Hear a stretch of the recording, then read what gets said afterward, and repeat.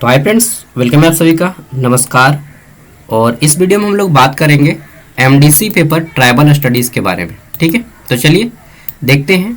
और इसमें हम लोग अति महत्वपूर्ण प्रश्न उत्तर यानी कि very very important question answer करेंगे जो आपके एग्जाम में आने की पूरी संभावना रहेगी। ठीक है, मैं यहाँ पे टोटल आपके 8 प्रश्न दूंगा जो आपके एग्जाम में डायरेक्टली और इनडायरेक्टली 4 क्वेश्चन मैच कर जाएगा। ठीक है, मिनिमम कम से कम 3 मैच करेगा ही करेगा, ये मेरा वादा है। क्या दीजिएगा अगर आप वादा हार जाइएगा तो सागर हार जाएंगे ना अगर वादा, तो मैं बताता हूँ नेक्स्ट टाइम से वीडियो नहीं बनाऊँगा। ठीक है, मुझे मालूम है पैटर्न कहाँ से क्वेश्चन आता है। ठीक है, 5 साल से कर रहा हूँ ये सब काम, तो मालूम है। चलिए तो शुरू करते हैं। ट्राइबल स्टडीज़ रांची यूनिवर्सिटीज़ के बच्चे जो खास करके दे रहे हैं उन सभी के लिए। ठीक है, एनपीयू के भी बच्चे हैं और कुछ विनोबा भावे यूनिवर्सिटी, कुछ बीबीएमकेयू, दूसरे यूनिवर्सिटी से भी, जहाँ से भी आप सभी के काम में आएगा। ठीक है, तो चलिए शुरू करते हैं। देखिए, ट्राइबल स्टडीज़ को कहीं कहीं पे ट्राइबल डेवलपमेंट ऑफ इंडिया के नाम से भी जाना जाता है। ठीक है, हिंदी में बोलते हैं जनजातीय अध्ययन।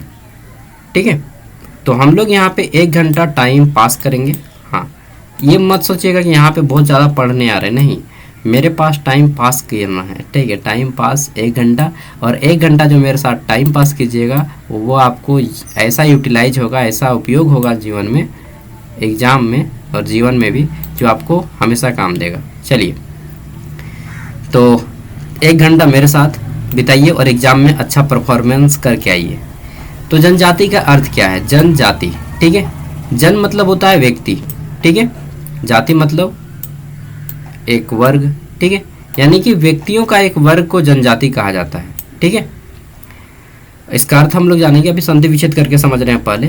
तो जनजाति का अर्थ समझ गए, परिभाषा जानना है। ठीक है, जन जोर जाति यानी कि व्यक्तियों का एक वर्ग होता है जनजाति का अर्थ। इसकी विशेषताएं समझेंगे एकदम आसान भाषा में, सरल भाषा में। ठीक है, तो जनजाति का अर्थ, परिभाषा और कौन कौन सी विशेषताएं होती हैं, किसको हम लोग जनजाति बोलेंगे। ठीक है, आदिवासी बोलेंगे किसको, किसको जनजाति बोलेंगे, इन सभी चीज़ों को हम लोग इसमें जानेंगे।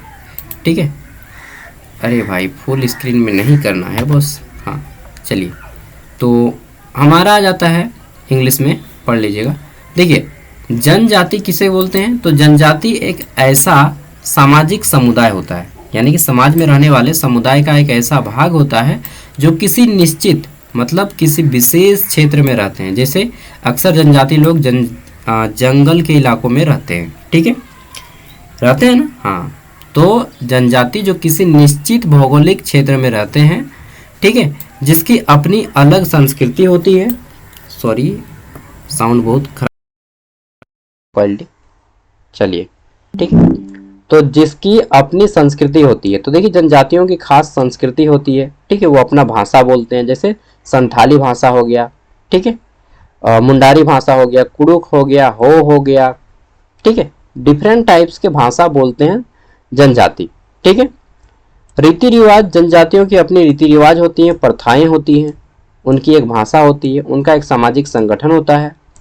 यह समुदाय राज्य के विकास से पहले भी अस्तित्व में था, मतलब कि वे जो जनजाति लोग हैं वह बहुत प्राचीन काल से रहते आ रहे हैं। ठीक है, या अब भी राज्य से बाहर रहता है, मतलब उनको गवर्नमेंट से ज़्यादा लेना देना भी नहीं रहता है। ठीक है, वो गवर्नमेंट स्कीम का भी उतना ज़्यादा उपयोग नहीं कर पाते, उठा नहीं पाते हैं लाभ। ठीक है, जनजातियों को भारत के संविधान में अनुसूचित जनजाति के रूप में भी परिभाषित किया गया है। क्या बोला गया है? अनुसूचित जनजाति। इंग्लिश में बोलते हैं शेड्यूल्ड ट्राइब। ठीक है, एसटी जिसको नाम दिया गया है, एसटी, शेड्यूल्ड ट्राइब, अनुसूचित जनजाति, ठीक है, के रूप में परिभाषित किया गया है। इनके लिए विशेष प्रावधान भी लागू हैं। ठीक है, तो ये तो हम लोगों ने मोटा मोटा जान लिया कि जनजाति किसे कहते हैं। बोलिएगा तो नहीं कि जिसकी एक अपनी परंपरा होती है, वे खास जंगल के इलाकों में खासकर पाए जाते हैं या किसी विशेष क्षेत्र में पाए जाते हैं, उनकी अपनी भाषा होती है, उनकी अपनी संस्कृति होती है। इतना तो लिख लीजिएगा। हाँ, मुझे उम्मीद है आप इतना लिख लीजिएगा। आगे देखते हैं, जनजाति जिसको इंग्लिश में हम लोग ट्राइब बोलते हैं। क्या बोलते हैं? ट्राइब। ठीक है, तो ट्राइब क्या है? एक सामाजिक समुदाय है जो निश्चित क्षेत्र में रहते हैं, जिनकी अपनी एक भाषा होती है, संस्कृति होती है, रीति रिवाज होती है, और वे अपने ही समुदाय में विवाह करते हैं। ठीक है, अच्छा, उनमें एक खास चीज है कि जनजाति जनजाति से ही विवाह करेगा, लेकिन जैसे मुर्मू, किस्कू, हेम्ब्रम, सोरेन, टूडू, हांसदा, ठीक है, बहुत सारा उनका होता है कास्ट। तो वो जैसे मुर्मू है जो है, ठीक है, मुर्मू मुर्मू मुर्मू से शादी नहीं करेगा, वो हेमंत सोरेन से कर सकता है, हांसदा से कर सकता है, ठीक है। तो अलग अलग से करेगा, मतलब जैसे आप शर्मा हैं तो शर्मा से शादी नहीं करते, दूसरा कास्ट से करते, पांडे से करते, तेली से करते हैं, ठीक है, बढ़ई से करते हैं, चमार से करते हैं, किसी से भी करते हैं, बट अपने कास्ट से शादी नहीं करते, ठीक है। तो ये होता है, ऐसा होता है नहीं होता है ना, आम आदमी ऐसा नहीं करता है, आम आदमी अपने ही कास्ट में शादी करता है। लेकिन ऐसा लिखना है एकदम, ठीक है, जैसा मैं बता रहा हूँ ऐसा ही लिख देना है एकदम, ठीक है, कि जनजाति लोग अपने ही समुदाय में शादी करते हैं, लेकिन अपने जाति के वर्ग में, अपने कास्ट में शादी नहीं करते हैं, ठीक है। जैसे अगर कोई किस्कू है तो किस्कू से शादी नहीं करेगा, बल्कि हेम्ब्रम से कर लेगा, चाहे टूडू से कर लेगा, चाहे मुर्मू से कर लेगा, ठीक है, चाहे हंसदा से कर लेगा, चाहे जितना भी है उन सभी से कर लेगा, लेकिन अपने कास्ट में शादी नहीं करता है। क्यों? क्योंकि लिख दीजिएगा कि उन लोग अपने कास्ट के लोगों को भाई बहन मानता है, और मुझे भी मानना कुछ हद तक सही लगता है यार, ठीक है। लेकिन हम लोग तो अल्टर यूज करते हैं यार, अपने ही कास्ट में करो ना, अपने कास्ट से बाहर नहीं करो, ऐसा हम लोग का रीति रिवाज है। अगर रहता तो मज़ा आ जाता, सच में बता रहे हैं, मुझे बड़ी खुशी होती, मेरा एक मन्नत पूरा हो जाता। चलिए, इसके कारण मुझे कुछ छोड़ना पड़ रहा है, समझ रहे बात को। हाँ, तो आप लोग को भी सेक्रीफाइस करना पड़ सकता है कास्ट सिस्टम को लेकर, ठीक है। मुझे कभी कभी लगता है यार जनजाति जन्म लेते तो कितना अच्छा रहता। चलिए, तो ये हो गया जनजाति मतलब समझ गए, और कुछ विशेषता भी मैंने बता दी है। अगला, अनुसूचित जनजाति क्या है, शेड्यूल्ड ट्राइब क्या है, शॉर्ट में हम लोग एसटी बोलते हैं, एसटी कैटेगरी, ठीक है। अनुसूचित जनजाति, तो भारत के संविधान में अनुसूचित जनजाति शब्द का प्रयोग हुआ है, ऐसा ही लिखना है, ठीक है, कि भारत के संविधान में अनुसूचित जनजाति शब्द का प्रयोग हुआ है, जो जनजातियों के लिए कानूनी प्रावधान करती है या जनजातियों के लिए कानूनी सेवाएं देती है, ठीक है, समझ गए। अनुसूचित जनजाति भारत के संविधान में एक शब्द है जो जोड़ा गया है, जो जनजातियों के लिए कानूनी सेवाएं देने का काम करती है, ठीक है। अगला है विशेषताएं, बोलिएगा भाई। देखिए, ज़्यादा पीएचडी नहीं करना है, आराम से अपनी भाषा में लिखना है, और ऐसे लिखा भी जाता है वहाँ पे पेपर के ऊपर में कि परीक्षार्थी यथासंभव अपने ही शब्दों में उत्तर दे, ठीक है मेरे दोस्त, मेरे भाई, और भी जो हैं गर्ल्स लोग को सिस्टर नहीं बोलेंगे, अच्छा बोल देते हैं सिस्टर। चलिए, लड़का लोग सिस्टर बोलने में थोड़ा हिचकिचाता है मैं जी। तो विशेषताएं, जब तक आप बैचलर हैं, विशेषताएं क्या है, विशेषताएं जनजाति की कुछ विशेषताएं होती हैं। साझा भौगोलिक क्षेत्र, मतलब वे किसी विशेष स्थान पे रहते हैं, ठीक है, खास करके लिखिएगा जंगली स्थान, जो जंगल के किनारे है या नदी के किनारे खास करके वे पाए जाते हैं। उनकी अपनी एक रीति रिवाज होती है, उनकी एक सामुदायिक भावना होती है, ठीक है। विवाह वाला उदाहरण दे दीजिएगा कि उन लोग अपने समुदाय में विवाह करता है परंतु अपने कास्ट में नहीं करता है, ठीक है। आत्मनिर्भरता, यानी कि जनजातियां अपनी आजीविका के लिए कृषि या पशुपालन का शिकार करती हैं, संग्रह करती हैं। जनजाति लोग ऐसा नहीं कि सरकारी नौकरी के चक्कर में हम अपना उम्र बिताएंगे, कुछ नहीं रे भाई, उम्र हुआ इन लोग शादी करेगा आराम से, ठीक है, अपना खेती करेगा, पशुपालन करेगा, ज़्यादा से ज़्यादा हुआ तो बाहर काम करे चल जाएगा तिहाड़ी के लिए, ठीक है। तो देखिए, अभी इनमें जो शिक्षा का स्तर भी बहुत गिरा हुआ है, ये भी लिखना है विशेषता इनमें, ठीक है। पारंपरिक संगठन, कि उनमें जो है अपनी एक पारंपरिक संगठन होती है, रीति रिवाज होती है, बहुत डेंजर उन लोग का रीति रिवाज होता है, ठीक है, जो भी तोड़ता है उनको बहुत कठिन दंड दिया जाता है। तो जनजातियों की अपनी एक सामाजिक संगठन होता है, जिसमें एक मुखिया होता है जिसको मांझी बोला जाता है या परगनैत बोला जाता है, ठीक है, हर जगह अलग अलग कहा जाता है। बुजुर्ग और अन्य महत्वपूर्ण व्यक्ति उसके सदस्य होते हैं, ठीक है। सामुदायिक विवाह उनमें होता है, विवाह के बारे में लिख लीजिएगा, मैंने बता दिया। इसके अलावा लिख दीजिएगा कि जनजातियों में खराब स्वास्थ्य पाया जाता है, खराब स्वास्थ्य पाया जाता है, ठीक है, उनमें हेल्थ प्रॉब्लम पाया जाता है, ठीक है। इनके अलावा उनमें जो है आर्थिक रूप से उतनी सक्षमता नहीं आती है। अभी भी झारखंड में ऐसा ऐसा गांव है जहाँ पे अगर आप मतलब दिन के अगर 500 रुपया कमा रहे हैं तो बहुत ज़्यादा है, बहुत ज़्यादा उन लोग के लिए 500 रुपया बहुत ज़्यादा यार। जैसे मैं बताता हूँ, आप लातेहार साइड में चले जाइए, पलामू साइड में चले जाइए, गढ़वा साइड में चले जाइए, चतरा साइड में चले जाइए, पाकुड़ साइड में जाइए, ठीक है, गोड्डा साइड में जाइए, आपको इतना बैकवर्ड मिलेगा दोस्त। तो मैं जमशेदपुर से जब आ रहा था तो सरायकेला खारसावां जब मैं क्रॉस करता था और ये सब बाइक से, तो देखता था एकदम छोटा छोटा घर यार, ठीक है, मैं देख के ना रोना आ जाता था, सच बता रहा हूँ अंदर से, कि यार कैसे आदमी यहाँ पे जीता है। ठीक है, 10 रुपया का मैं पकौड़ी खाया तो एकदम भर प्लेट पकौड़ी दे दिया, मैं खुशी से गदगद हो गया। तो बोला यार कितना, देखिए इन लोग में पैसा का वैल्यू ज़्यादा नहीं रहता है, ठीक है, ये सब लिखना है। शिक्षा का स्तर इनमें काफ़ी कम होता है। उन लोग पूछा कि आप कहाँ काम करते हैं बाबू, तो मैंने बताया कि मैं एनआईटी जमशेदपुर में काम करता हूँ। उस टाइम पे मैं एनआईटी जमशेदपुर में काम कर रहा था। तो उन लोग बोलता है ये क्या होता है, जबकि उनके सरायकेला खरसावां में ही है, आदितपुर में है एनआईटी जमशेदपुर, वो आदितपुर में है, ठीक है, जमशेदपुर का केवल नाम है NIT, national institute of technology. तो उन लोग को मालूम नहीं था। हम बोले देखो यार, इन लोग के जिला में इतना बड़ा इंस्टीट्यूट, पूरे देश से आता है आदमी पढ़ने के लिए, और इनको मालूम नहीं है। तो शिक्षा का स्तर उनमें कम पाया जाता है। ये सारी चीज़ें आप लिख दीजिएगा, ठीक है। और झारखंड का रेफरेंस दे दीजिएगा, जो जो जिला मैंने नाम बताया उन जिलों का नाम दे दीजिएगा, तब लगेगा एग्जामिनर को नहीं भाई इसको प्रैक्टिकल रियल लाइफ का नॉलेज है, किताबी ज्ञान पढ़ के नहीं आया है बंदा, उसको वास्तविक जीवन का अनुभव है, ठीक है, ऐसा वो फील करेगा। अगला है जनजातियों के प्रमुख समस्याएं जैसे भूमि स्थानांतरण, गरीबी, बेरोजगारी तथा ऋणग्रस्तता आदि की चर्चा करें। देखिए जनजाति जो लोग हैं, खास करके देखिएगा, उनमें जब कोई हेल्थ प्रॉब्लम आता है ना, मान लीजिए किन्हीं का बच्चा बीमार हो गया, तो सच बोलते हैं दोस्तों तबाह हो जाता है उन लोग, तबाह, उतना पैसा ही नहीं मिल पाता है, घर द्वार भेज देता है, ठीक है, बहुत प्रॉब्लम होता है उन लोग को, ठीक है। तो जिसके कारण वो जो है ऋण से ग्रस्त हो जाते हैं। अगर बेटी का विवाह हुआ तो भी ऋण से ग्रस्त हो जाते हैं, कोई बीमार पड़ गया बहुत ज़्यादा तो भी ऋणग्रस्त है, ठीक है। इसके अलावा उनकी जो भूमि होती है वो दलाल लोग छीन लेता है। मैं उदाहरण दूंगा रांची में, रांची में जितना भी पॉपुलेशन है, जितना भी जनसंख्या लोग रहते हैं, मात्र 20% लोग रांची का मूल निवासी है, जो वहाँ के आदिवासी लोग हैं। रांची जो है मूल रूप से आदिवासियों का स्थान है, लेकिन रांची में मूलतः 80% जो लोग हैं ना बाहर के आके रह रहे होंगे। शायद आप में से भी कोई बाहर से होंगे जो इस वीडियो को देख रहे होंगे, जो रांची के नहीं होंगे लेकिन रांची में आके बस गए हैं, ठीक है। तो रांची क्या है, 80% लोग जो है बाहर ही आके बस गए हैं। तो बताना है कि आदिवासियों का जो मूल निवास है, उनके मूल निवास पे आकर के बाहरी लोग कब्जा कर लिए हों। शायद आप भी कर लिए हो, लेकिन लिखना है, सच्चाई तो सच्चाई है बस, आप करे चाहे कोई भी करे, ठीक है। सच्चाई से भागिए मत, जीवन में कभी भी भागिएगा मत सच्चाई से। गलती करते हैं तो उसको एक्सेप्ट कीजिए कि हाँ भाई मैं भी बाहर से आके यहाँ पे बस गया हूँ, चाहे बिहार से हो चाहे कहीं से भी हो, ठीक है।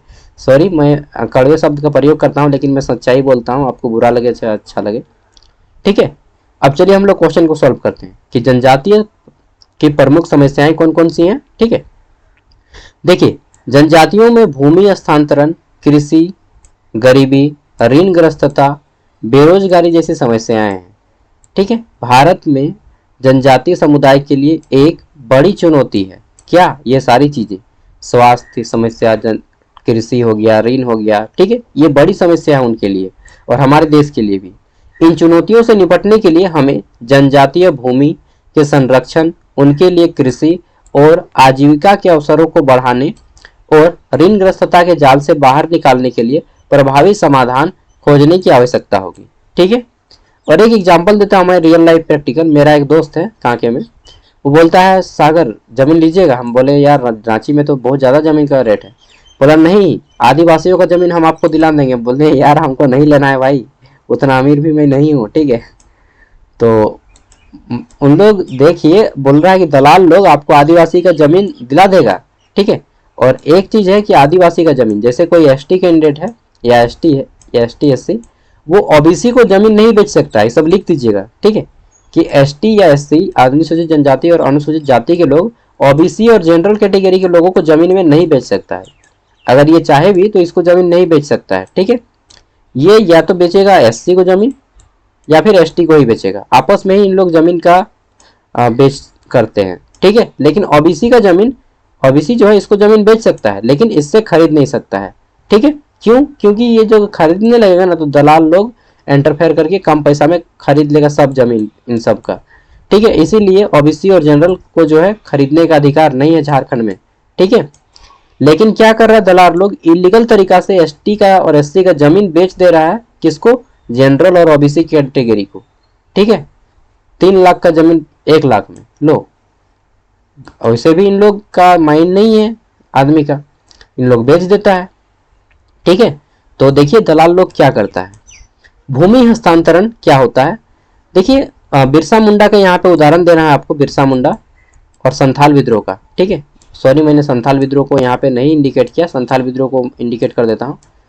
ठीक है, वीडियो 1 घंटा रहेगा, मेरे साथ 1 घंटा आप सोच लीजिए कि मैं क्लास में पढ़ रहा हूँ, 1 घंटा कॉलेज जाके आज, आप वैसे भी आप लोग कॉलेज तो जाते नहीं है। संथाल विद्रोह हुआ था 1855 में। कब हुआ था? 1855 में संथाल परगना में हुआ था। संथाल परगना मतलब कौन कौन सा जिला, मैं बता देता हूँ। संथाल परगना में हुआ था दुमका, जामताड़ा, गोड्डा, पाकुड़, साहेबगंज, देवघर। ठीक है, और इसके साथ ही बंगाल का कुछ एरिया आ जाता है जिसमें आपका बांकुड़ा, पुरुलिया, इन सब एरिया में भी हुआ था। ठीक है, आसनसोल वगैरह में, और बिहार का भी कुछ एरिया, भागलपुर वगैरह का इलाका आता है संथाल विद्रोह। ठीक है, इसमें सिद्धू कान्हू चांद भैरव मुर्मू ने अटैक किया था अंग्रेजों पे। क्यों मालूम है? क्योंकि उन लोग संथालों की जमीन को हड़प रहे थे। ठीक है, ये सब लिखना है आपको एग्जाम में। उन लोग संथालों की जमीन को हड़प रहे थे। ठीक है, अंग्रेज लोग, इसलिए अंग्रेजों से लोहा ले लिया संथाल विद्रोह। किसने किसने? सिद्धू कान्हू मुर्मू, और उनके साथ दे रहे थे चांद और भैरव। ठीक है, अब इस कारण संथाल परगना में 1855 में यह विद्रोह हुआ था। ठीक है, उसके लगभग 100 साल बाद 1949 में एक कानून बना है। 1949 में एक कानून बना, संथाल परगना काश्तकारी अधिनियम, एसपीटी एक्ट कहा जाता है। एस से संथाल, पी से परगना, टी से टेनेंसी, यानी कि संथाल परगना काश्तकारी अधिनियम। काश्तकार मतलब होता है खेती करने वाले मजदूर। ठीक है, संथाल परगना काश्तकारी अधिनियम बना है, जो कि खास करके झारखंड के 6 जिलों में लागू है। कौन कौन जिला? दुमका, जामताड़ा, गोड्डा, पाकुड़, साहेबगंज और देवघर। यहाँ पे संथाल परगना काश्तकारी अधिनियम चलता है। आप बोलिएगा झारखंड में तो 24 गो जिला है, तो 24 गो जिला में हमारा 6 गो संथाल परगना काश्तकारी अधिनियम चलता है। जमीन का अगर जितना भी आप करते हैं, मोल भाव, खरीद बिक्री, सब एसपीटी एक्ट चलेगा इन 6 गो जिला में। बाकी जो 18 को जिला बच जाता है, 24 को में 18 को जिला, यहाँ पे चलता है सीएनटी एक्ट। आप नाम सुने होंगे कभी ना कभी, सीएनटी, सीएनटी एक्ट चलता है झारखंड के 18 जिला में। ये क्या है, अब ये इसको जानते हैं। देखिए बिरसा मुंडा ने युद्ध लड़ा था। कब लड़ा था मालूम है? चलिए, कभी नहीं पढ़े तो पढ़ लीजिए, बस जानते हैं बिरसा मुंडा क्या है। बिरसा मुंडा कौन सा युद्ध लड़ा नहीं जानता आदमी। बिरसा मुंडा ने बिरसा उल गुलान लड़ा था। ठीक है, इसको मैं मिटा देता हूँ। अच्छा, मेरे पास जब बोर्ड आ जाएगा ना, थोड़ा सा पैसा हो जाएगा, बोर्ड वगैरह सब खरीद लूंगा, असिस्टेंट प्रोफेसर बनूंगा यार। चलिए, मैं अपना गोल चेंज कर दिया हूँ। अब पहले बनना था मुझे आईएएस, नहीं बन, मालूम नहीं पैसा की कमी के कारण मैंने छोड़ दिया, और अब बनना है असिस्टेंट प्रोफेसर। वैसे भी आईएएस में बहुत ज़्यादा भीड़ है, असिस्टेंट प्रोफेसर बनूंगा आप लोगों के साथ। तो झारखंड के 18 जिला में सीएनटी एक्ट चलता है। सी से छोटा नागपुर, क्या होता है? छोटा नागपुर। अगर आपके सामने कॉपी पेन होगा तो मैं एक्स्ट्रा चीज़ें जो बताता हूँ उसको नोट कीजिएगा। छोटा नागपुर, सी से छोटा, एन से नागपुर। ठीक है, सी से छोटा, एन से नागपुर, और टी से टेनेंसी। ठीक है, छोटा नागपुर टेनेंसी एक्ट, एक्ट मतलब कानून। हिंदी में बोलते हैं छोटा नागपुर काश्तकारी अधिनियम। क्या बोलते हैं? छोटा नागपुर काश्तकारी अधिनियम। यह कैसे लागू हुआ? तो देखिए बिरसा मुंडा ने 1900 मतलब 1895 से लेकर के 1900 तक क्या किया? 1895 से 1900 तक विद्रोह किया। उसको नाम दिया गया बिरसा उल गुलान। क्या नाम दिया गया? बिरसा उल गुलान। ठीक है, उल गुलान मतलब होता है विद्रोह, आंदोलन। उलगुलान, उलगुलान अगर कोई बोलेगा तो उसका मतलब कि हम विद्रोह कर रहे हैं। ठीक है, कभी कभी बोलिएगा स्कूल में उलगुलान उलगुलान। तो उलगुलान, बिरसा मुंडा ने किया था। कब? 1855 से 1900 के बीच में। ठीक है, इस टाइम पे क्या हो रहा था कि झारखंड के खास करके जो चाईबासा का इलाका है, ठीक है, चाईबासा, गुमला, सिमडेगा, इस सब के इलाके में, खूंटी के इलाके में, रांची के इलाके में, लोहरदगा के इलाके में क्या हो रहा था? अंग्रेज लोग जो है भूमि को हड़प रहा था। जैसा संथाल परगना में उधर हड़प रहा था, इधर अंग्रेज लोग हड़पने लगा। तब बिरसा मुंडा, ठीक है, सुगना मुंडा, सब मुंडा मिलके क्या किया, उलगुलान किया, बिरसा उलगुलान विद्रोह किया। कब, 1895 से 1900 के बीच में, ठीक है। और अंततः बिरसा मुंडा की जो है शहीद हो जाते हैं 24 वर्ष की उम्र में, मात्र 24 वर्ष की उम्र में शहीद हो जाते हैं, समझ रहे हैं। आजकल का लड़का 24 साल में बोलेगा यार पबजी खेलो, गेम देखो, लड़कीबाजी करो, यही सब करता है ना। बिरसा मुंडा जैसा कलेजा लाओ यार, ठीक है। आप बोलेगा आप भी तो लाइए, हाँ मैं भी लाता हूँ, मैं भी 24 का हो जाऊंगा 1 महीने बाद। मैं डरता नहीं हूँ, ठीक है, लड़ जाऊंगा जिस दिन सिस्टम से जरूरत पड़ेगा, पावर आएगा तो मेरे पास, ठीक है। जान की परवाह ना करूंगा किसी की या ना अपने दूसरों की, ठीक है। चलिए, तो बिरसा उल गुलान कब हुआ, 1855-19 में, ठीक है। इसी कारण 1855 से लेकर के 1900 के बीच में बिरसा उल गुलान हो गया। अब क्या होता है, 1908 में, ठीक है, जब जमीन को हड़पने लगा तो 1908 में एक कानून बनाया गया, ठीक है, ब्रिटिश के द्वारा ही। इसको नाम दिया गया सीएनटी एक्ट। कब बना, 1908 में सीएनटी एक्ट बना, जो खास करके आदिवासी और जनजातियों के जमीन की रक्षा करता है, ठीक है। और वही 1908 में जो कानून बना है अंग्रेजों के द्वारा, वही अभी भी चल रहा है झारखंड में, ठीक है। सीएनटी एक्ट उसको नाम बोलते हैं, छोटानागपुर काश्तकारी अधिनियम। ये अंग्रेजों के द्वारा बनाया हुआ कानून है 1908 में, समझ रहे बात को, ठीक है। तो ये है सीएनटी एक्ट और एसपीटी एक्ट का इतिहास मैंने बताया। जमीन को बचाने के लिए जब भी बात आए तो इसको आप लिख दीजिएगा। सॉरी मैंने यहाँ पे डिस्कस नहीं किया है सीएनटी और एसपीटी एक्ट के बारे में, आप लोग लिख लीजिएगा, ठीक है, एकदम डिटेल में लिख दीजिएगा, तो लगेगा कि पढ़ने वाला आदमी को भी हाँ भाई लड़का लिखा है एकदम जेपीएससी की तरह। जेपीएससी मतलब समझते हैं जी, बहुत लोग नहीं समझता है, बता देता हूँ। जेपीएससी, देखिए मैं कॉलेज की तरह पढ़ा रहा हूँ, क्लास की तरह, ठीक है, आराम से एकदम, कोई हड़बड़ी नहीं, आउट ऑफ नॉलेज भी देंगे। जे से झारखंड, पी से पब्लिक, एस से सर्विस, सी से commission. Jharkhand public service commission यह वह संस्था है जिसके द्वारा बीडीओ, सीओ, एसडीओ बनते हैं, असिस्टेंट प्रोफेसर बनते हैं, ठीक है। जितना भी हाई लेवल का पोस्ट होता है, बड़े बड़े पोस्ट झारखंड में झारखंड पब्लिक सर्विस कमीशन के द्वारा बने जाते हैं, ठीक है। और इससे छोटा है जेएसएससी। जेएसएससी छोटा छोटा एग्जाम लेता है, जैसे झारखंड पुलिस हो गया, झारखंड सीजीएल हो गया, झारखंड क्लर्क हो गया, ठीक है। छोटा छोटा एग्जाम कौन लेगा, झारखंड टीचर का वैकेंसी हो गया, ये जेएसएससी लेगा, ठीक है।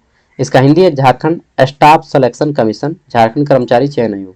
हालांकि दोनों भ्रष्टाचार से पूरा लिप्त है दोनों, ठीक है। चलिए, तो समझ गए हैं। अब हम लोग आगे बढ़ते हैं। क्वेश्चन को अभी तक हम लोग ज़्यादा डिस्कस नहीं किए हैं, ज़्यादा हमने आपको आउट ऑफ नॉलेज दिया। अब देखिए आदिवासी के जो ये समस्याएं हैं, कारण क्या है। गैर आदिवासी भूमि के अधिग्रहण के लिए शहरी और औद्योगिकरण में भूमि का अभिलेख की कमी, ठीक है। तो उन लोग क्या, गैर आदिवासी लोग, ओबीसी और जनरल लोग एसटी एससी की भूमि को हड़प लेता था बिजनेस पर्पज से या इंडस्ट्री लगाने से, ठीक है, अलग अलग प्रोजेक्ट। परिणाम क्या हुआ, भूमिहीनता आ गई उनमें, उनमें खाने के लिए जो अपना खेती करता था वो जमीन भी चला गया, तो आजीविका का नुकसान हो गया। सामाजिक और आर्थिक असमानता आ गई उनमें, ठीक है। कृषि और गरीबी, अब बात आता है हमारा क्या, कृषि और गरीबी, ठीक है। कृषि और गरीबी की बात कर लेते हैं। तो देखिए उन लोग अपनी जमीन से खेती करता था, ठीक है, और उन्हीं से आजीविका करता था, पशुपालन, मुर्गी चेंगना पालना, ठीक है, गरु छागर पालना, यही उनका काम था, ठीक है। तो गरीबी आ गया, जलवायु परिवर्तन होने लगा, ठीक है, कृषि बदलने लगा, जलवायु परिवर्तन, सिंचाई में कमी होने लगी। कैसे सिंचाई में कमी, क्योंकि वे गवर्नमेंट का स्कीम नहीं लेते हैं तो उनमें सिंचाई की कमी होती है, ठीक है। बाजार तक पहुंच भी उनमें दूर होती है क्योंकि वो जंगल के इलाके में खास करके रहते हैं। परिणाम क्या हो रहा है, भूखमरी, कुपोषण, गरीबी उनमें पाई जाती है, ठीक है। और इन सब का मेन रीजन है कि उनमें जो है शिक्षा नहीं पहुंच रहा है, ठीक है। ऋणग्रस्तता है उनमें, मैंने बताया कि जब भी घर में किसी की बीमारी हो जाती है आकस्मिक, तो वो जो है साहूकार को अपना जमीन गिरवी दे देते हैं या पशु गिरवी दे देते हैं और छुड़ा नहीं पाते, जिसके कारण वे और ज़्यादा शोषित होने लगते हैं, गरीब हो जाते हैं, ठीक है। परिणाम क्या होता है, कर्ज में डूब जाते हैं और फिर कुछ कुछ किसान लोग फांसी भी लगा लेता है, ठीक है। बेरोजगारी, देखिए उनमें बेरोजगारी पाई जाती है, शिक्षा और कौशल की कमी होती है उनमें, ठीक है, टेक्निकल नॉलेज नहीं रहता है। तब वो क्या करते हैं, लोगों के घर में वो मजदूरी करते हैं, ठीक है। गरीबी, सामाजिक आर्थिक असमानता में वृद्धि और पलायन। अब बोलिए, जब ऐसे व्यक्ति हैं तो इनको आरक्षण दिया जाना चाहिए या नहीं? बिल्कुल दिया जाना चाहिए। क्यों? एक वर्ग ये है जो खूब पढ़ा लिखा है, एमए एमटेक बीटेक किया हुआ है, बीसीए किया हुआ है, ठीक है, एमए बीए सब किया है, और एक वर्ग है ये है जो यहाँ पे है। तो इसको बोलते हैं, क्या बोलते हैं, इसको बोलते हैं कि अगर समाज में सभी व्यक्ति को समान लाना है, ठीक है, क्या वो जो बहुत अच्छा वर्ड बोलते हैं यार,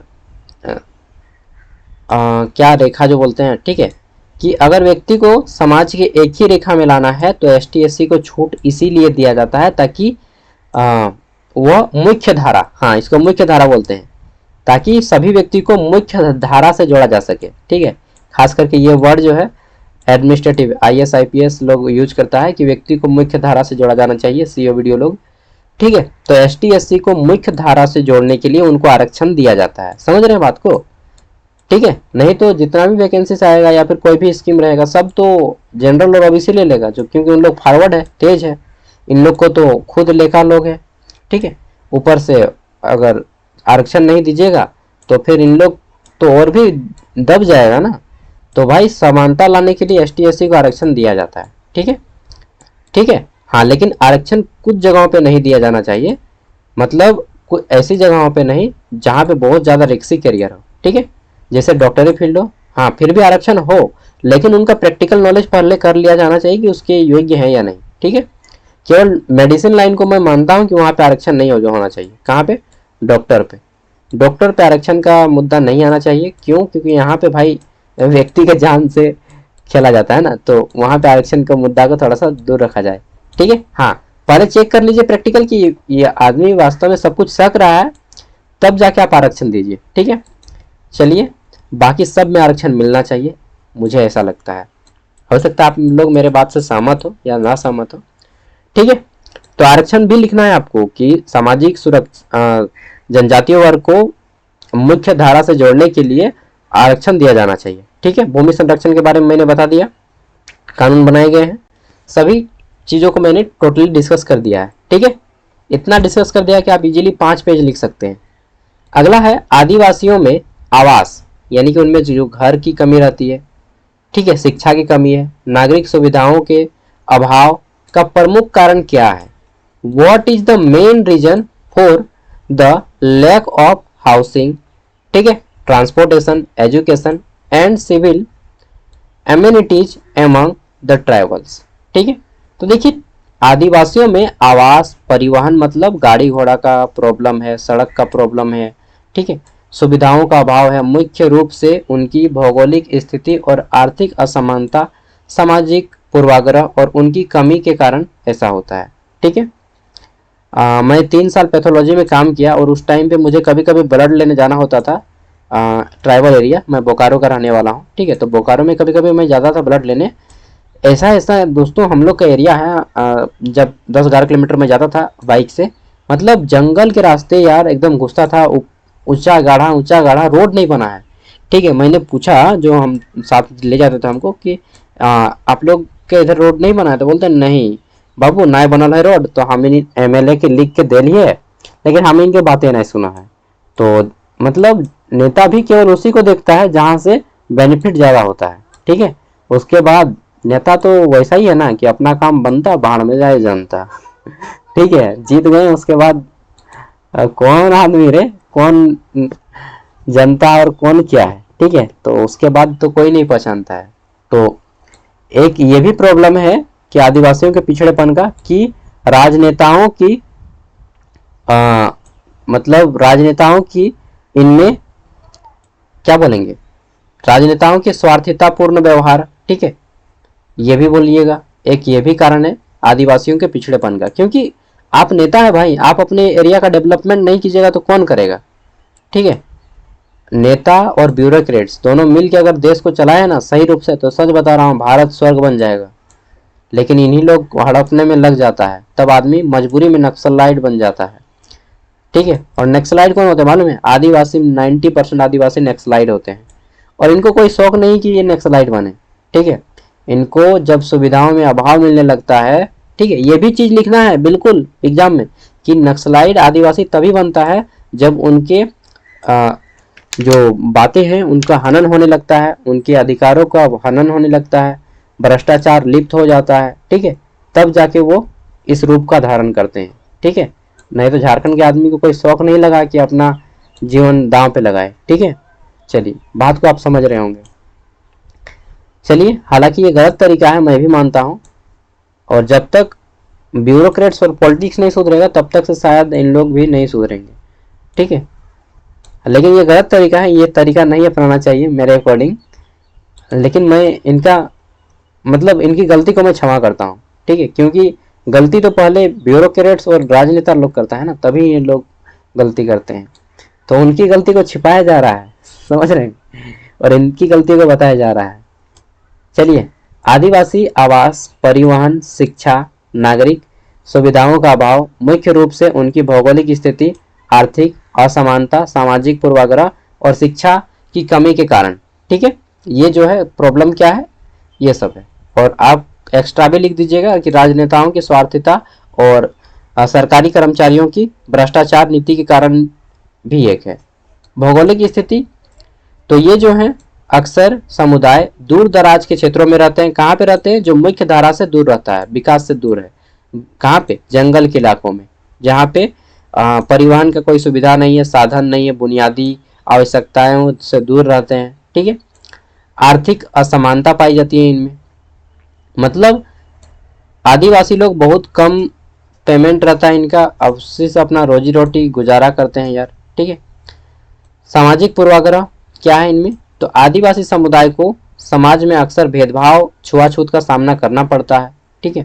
अक्सर देखिएगा कि जो आदिवासी लोग हैं कहीं बड़े शहर में जाएंगे तो वो शर्माने लगते हैं, खाने से डरते हैं कि भाई कितना पैसा ले लेगा, मेरे पास तो कम पैसा है, सोच के ना यही आदमी नहीं खाता है, सच बता रहा हूँ। रियलिटी में संकोच बहुत ज़्यादा है, ठीक है। और आदिवासी को मैंने एक चीज़ देखा है, उन लोग रिस्पेक्ट देके बहुत ज़्यादा बात करता है, ठीक है, रिस्पेक्ट देके बहुत ज़्यादा बात करता है। अगला प्रॉब्लम क्या है? शिक्षा की कमी है उनमें। क्यों शिक्षा की कमी है? अच्छा स्कूल व्यवस्था नहीं है। देखिए, और एक चीज़ बता दूं, इनमें जो है ना शिक्षा की कमी इसलिए भी है क्योंकि शुरू से इनके गांव में स्कूल नहीं है अच्छा सा, ठीक है। मास्टर भी है तो उसी तरह का मास्टर रहता है, ठीक है। और सबसे बड़ी प्रॉब्लम मैं बता रहा हूँ झारखंड में शिक्षा की कमी क्या हो है। झारखंड में जो अच्छे लोग हैं वो इंग्लिश मीडियम में अपने बच्चों को पढ़ाते हैं, और बाकी सरकारी स्कूल का बच्चा जाता है तो सरकारी स्कूल में तो पढ़ाई उसी तरह से होता है। तो सिंपल सी बात है कि ये सरकारी स्कूल में पढ़ाई नहीं होता है तो स्तर तो गिरेगा ही। हाँ, सरकारी स्कूल में कितना भी मास्टर का भर्ती कर ले कुछ नहीं बदलेगा जब तक कि सरकारी स्कूल को इंग्लिश मीडियम में न कन्वर्ट कर दे, ठीक है। और अगर ईश्वर मुझे शक्ति दे तो मैं झारखंड के जो भाषा है सरकारी स्कूल का उसको मैं इंग्लिश मीडियम में कन्वर्ट करूंगा इन फ्यूचर। अगर मुझे कभी पावर मिले सीएम वगैरह बनने का तो सच बता रहा हूँ दोस्तों, दिल पे हाथ रख के, ठीक है, भाई लेफ्ट साइड है ये दिल, बायां साइड दिल पे हाथ रख के बोल रहा हूँ, मैं झारखंड की एजुकेशन व्यवस्था को अगर कभी मुझे मौका मिले, ईश्वर मौका दे, तो मैं हिंदी मीडियम से इंग्लिश मीडियम में कन्वर्ट कर दूंगा, ठीक है, ताकि गरीब का भी बच्चा इंग्लिश मीडियम में पढ़ सके। सरकारी स्कूल में इंग्लिश चलेगा, ठीक है, सब पेपर इंग्लिश में आएगा, क्लास 1 से ही इंग्लिश पढ़ेगा, उसके बाद देखते हैं इंग्लिश मीडियम के बच्चा से टक्कर कैसे नहीं देता है, ठीक है। लेकिन राजनेता लोग ये सब कुछ नहीं चाह रहा है। चलिए, समय बदलेगा अगर ईश्वर चाहा तो, समझ गए। तो ये इन लोग, मैं अपना आइडिया दे रहा हूँ, नया नया आइडिया, ठीक है। तो क्या लिखना है कि शिक्षा में कमी, सरकारी स्कूल में बच्चे जाते हैं इंग्लिश मीडियम में नहीं पढ़ पाते हैं, ठीक है, और ऊपर से सरकारी स्कूल की शिक्षा व्यवस्था आपको मालूम है, ठीक है। तो ये प्रॉब्लम आपको बताने हैं। और इसके अलावा उनमें खाने के लिए भी पैसा नहीं रहता है तो कम उम्र में ही पढ़ाई छूट जाता है। जैसे बच्चा 8वीं तक पढ़ता है, 9वीं तक पढ़ता है और उन लोग पढ़ाई छोड़ देता है, मैक्सिमम 10th तक पढ़ता है, ठीक है। और बहुत अच्छा फैमिली रहा तो 12th तक या ग्रेजुएशन कर लेते हैं, ठीक है। लेकिन मैक्सिमम जो बच्चे हैं 7वीं 8वीं तक करते हैं, उसके बाद छोड़ देते हैं, या तो स्कूल बहुत दूर रहता है या फिर घर में पैसे की कमी रहती है तो उन लोग काम करने चला जाता है, ठीक है। ये सब आप प्रॉब्लम बताइएगा, ठीक है। चलिए, देखिए एक चीज बताऊं, ये सब जो है ये सब क्या लिखा लिखाया हर चीज नहीं, खुद से लिखिए दिमाग, आखिर ये चीज भी कोई लिखा है ये आंसर तो कोई ना कोई तो लिखा होगा, ठीक है। वो कौन लिखा होगा? कोई व्यक्ति लिखा होगा। कैसे लिखा होगा? सोच के लिखा होगा। सोचा कैसे होगा? तो पीएचडी के लिए उन लोग रिसर्च करता है। रिसर्च करने के लिए क्या करता है? फील्ड में जाता है, फील्ड इन्वेस्टिगेटर। मैं एनआईटी जमशेदपुर में यही काम तो कर रहा था, फील्ड इन्वेस्टिगेटर। और उन लोग पीएचडी कर रहा था, मैं उनको डाटा दे रहा था। ठीक है, भैया लोग थे, उन लोग पीएचडी कर रहे थे और मैं उनको डाटा दे रहा था। ठीक है, और मेरा जो प्रोजेक्ट था वह था वुमेन कि झारखंड में जितने भी सेंट्रल गवर्नमेंट की स्कीम है वह ट्राइबल वुमेन को मिल पा रहा है या नहीं। ठीक है, और मैं यही सब डाटा कलेक्ट करने जाता था फील्ड में और क्वेश्चन बना के उनको पूछता था और फिर लाके आता था। ठीक है, तो यही मेरा काम था और यही सब के थ्रू जब पीएचडी कर लेते हैं व्यक्ति, रिसर्च करता है और जो आता है रिपोर्ट उसी के अकॉर्डिंग हम लोग आंसर देते हैं। तो आपको खुद से भी दिमाग लगा के लिखना है। ठीक है, यहाँ पे कोई विज्ञान नहीं है। सोशल साइंस में अपना दिमाग अगर चलता है तो आपको कोई फेल नहीं करा सकता है। ठीक है, भूमि और संसाधन का अधिकार। ठीक है, आदिवासियों में भूमि और संसाधन का अधिकार की बात करें तो आदिवासी समुदाय को अक्सर उनकी पारंपरिक भूमि और संसाधनों से वंचित किया जाता है जो उनके जीवन और आजीविका का अधिकार है। ठीक है, और इसके अलावा उनके भूमि को अन्य जाति लोग छीन लेता है, आर्थिक रूप से कमजोर होते हैं, उनके विकास में बाधा डालते हैं, ऋणग्रस्तता, वही सारी चीज़ों को घुमा घुमा के लिखा गया है। ठीक है, कि समुदाय ऋण लेने के लिए मजबूर हो जाता है, खास करके जब उनमें कोई बीमारी हो जाता है। ठीक है, या किसी की शादी होती है। विस्थापन, जैसे कोई फैक्ट्री लग गया, प्लांट लग गया, तब आदिवासियों को विस्थापित कर दिया जाता है। जैसे मैं उदाहरण देता हूँ, झारखंड के गोड्डा जिला में एक प्लांट लगा है, गोड्डा पावर प्लांट। क्या है? Godda power plant. ठीक है, गोड्डा पावर प्लांट में क्या है? गोड्डा जिला में एक प्लांट लगा है, गोड्डा पावर प्लांट। वहां के लोगों को विस्थापित कर दिया गया। ठीक है, कुछ लोगों को पैसा मिला, कुछ को नहीं मिला और विस्थापित जो हो गए, अब क्या हो रहा है? गोड्डा के पावर प्लांट से बिजली जा रहा है किसको? बांग्लादेश को। सोचिए, दूसरे देश को बिजली जा रहा है गोड्डा पावर प्लांट से। अडानी पावर प्लांट उसको बोलते हैं, अडानी स्थापित किया है। यहाँ के जो लोग हैं प्रदूषण को भी झेल रहे हैं, अपना जमीन भी गंवाए।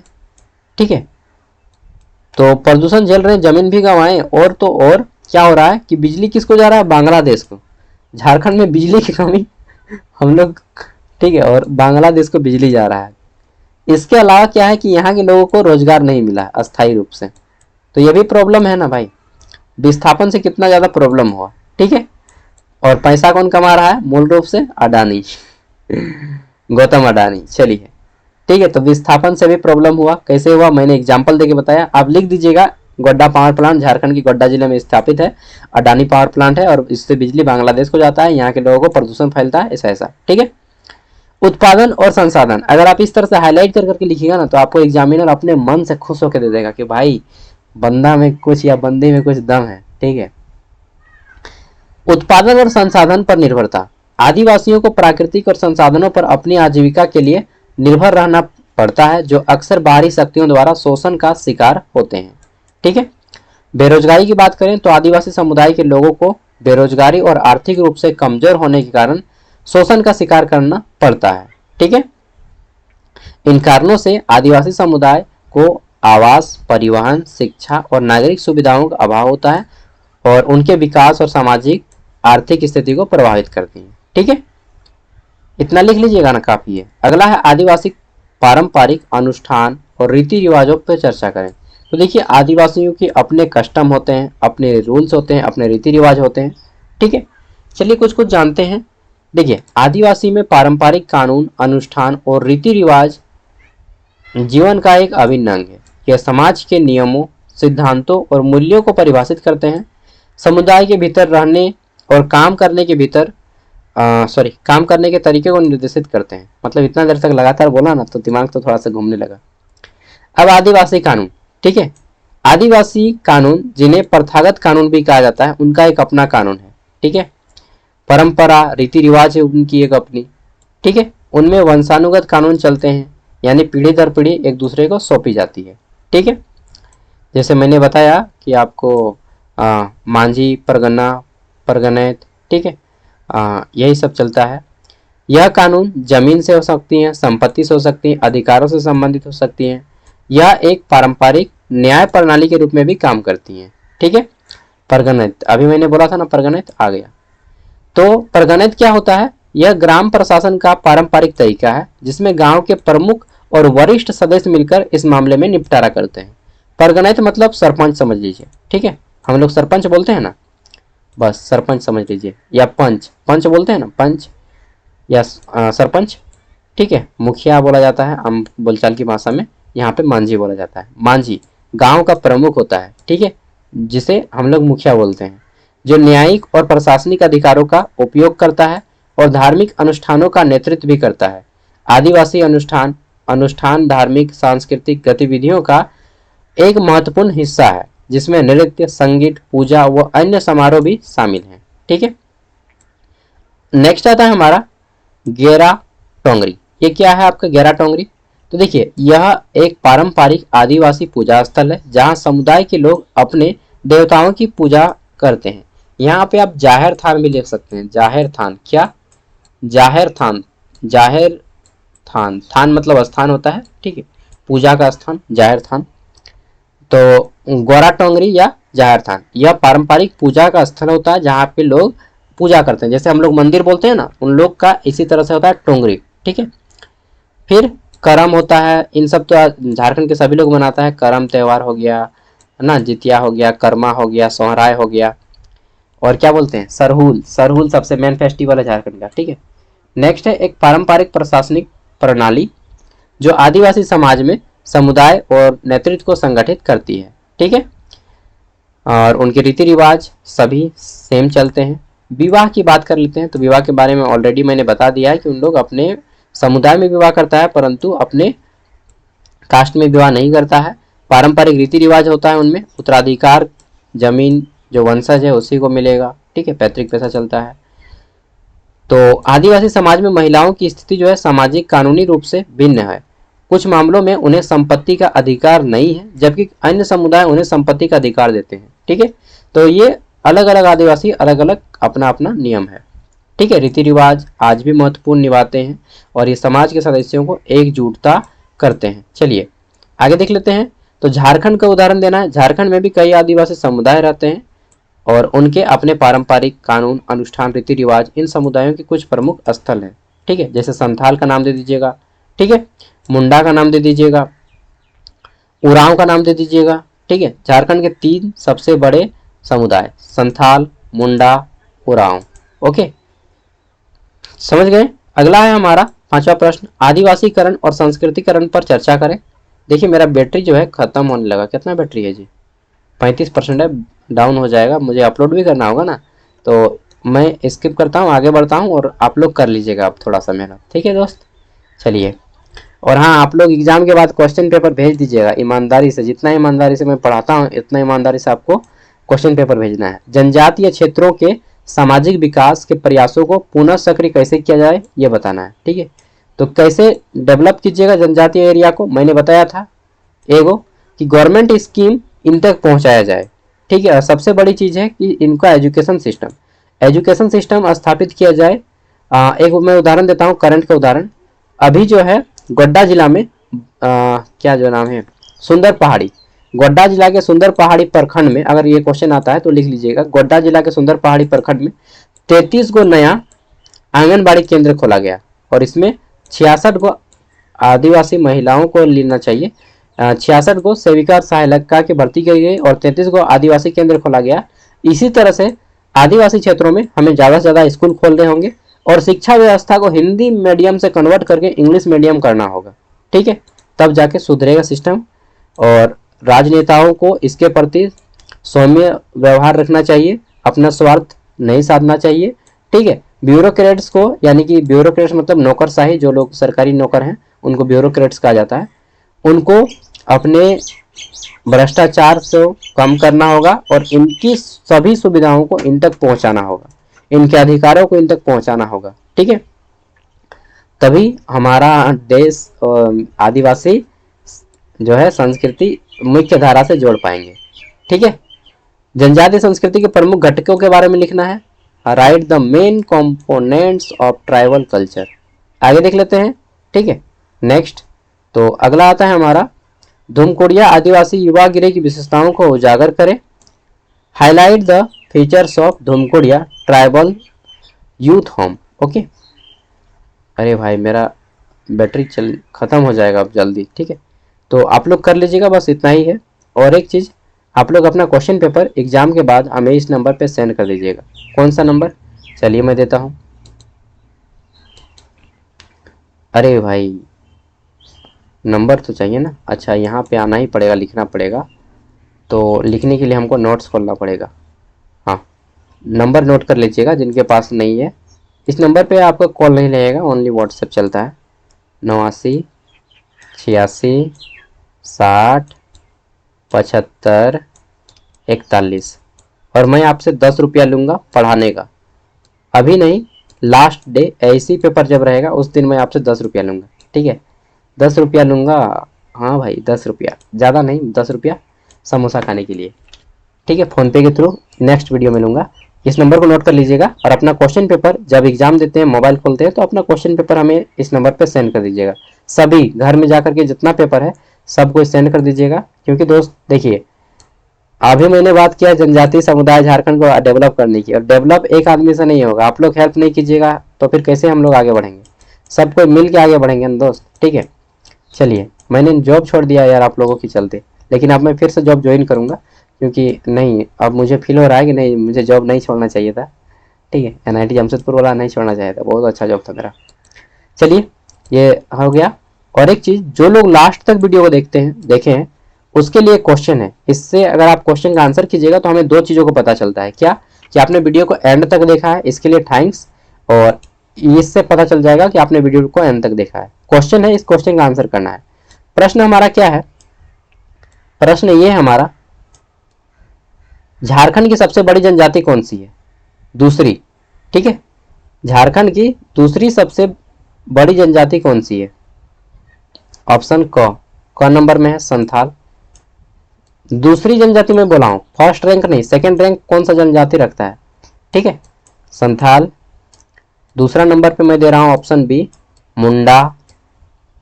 मुंडा, ठीक है। तीसरा मैं दे रहा हूं ऑप्शन सी, उरांव।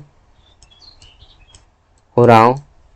चौथा ऑप्शन दे रहा हूं मैं हो, ठीक है। कौन सा जनजाति झारखंड की दूसरी सबसे बड़ी जनजाति है? ठीक है, हो। चलिए बताइए कौन सी जनजाति झारखंड की सबसे बड़ी जनजाति है? देखिए, आप लोग नाम सुने हैं, इन्होंने एक विद्रोह भी किया था, ठीक है। मैं बस इतना हिंट कर दिया, उलगुलान से विद्रोह भी किया था। चलिए, धन्यवाद वीडियो को देखने के लिए। नमस्कार, मिलते हैं अगली वीडियो में, बाय।